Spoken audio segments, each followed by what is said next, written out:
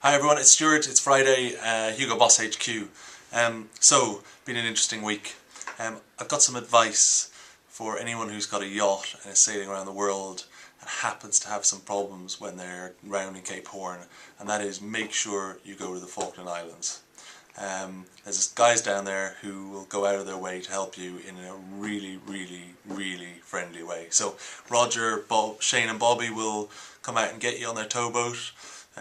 Chris will jump out of his taxi company and help you flake the sails. Jen will lend you her house pretty much for the whole week and move out. Diane will lend you her sewing machine. Peter will lend you the haul. It was absolutely fantastic for the guys, and we're really grateful from this side here at the race team. So thank you to all the people down the Falklands. You've been phenomenal. So about the boat. Last Wednesday we went in there. Last Wednesday we made the call to stop. On Thursday, when the wind moderated, the guys pulled into Port Stanley. Got some, as I said, phenomenal support from the people of the Falkland Islands. Our team got down there on Friday. We made the repairs. We had some support. We were in the holes. We had people running back and forward for us. The repairs all got done. So Hugo Boss is now at 100%, or as close as damn it to 100%. And on Monday morning the guys pulled out of Port Stanley to get back up the Atlantic.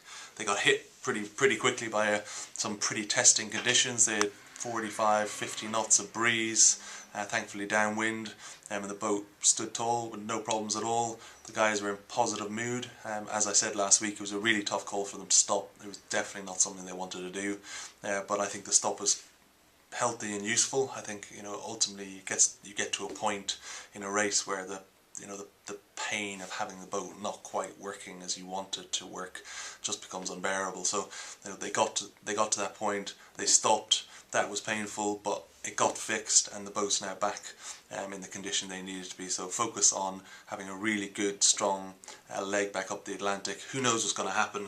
Yes, we're now in the position that we're in 7th position, and the boat's ahead and behind, or there's some comfortable distances. But who knows what might happen? It may be a procession home, but it may well not be. There's still a few twists and turns left in this race. The guys are back on board. They've got some more food. They've had a chance to shave and wash and sleep and eat some hot food, and that, as you probably can understand, will make a huge amount of difference to their, to realizing that they don't actually live at sea and they aren't really fish. Having spent that little bit of time on land, regrounds you.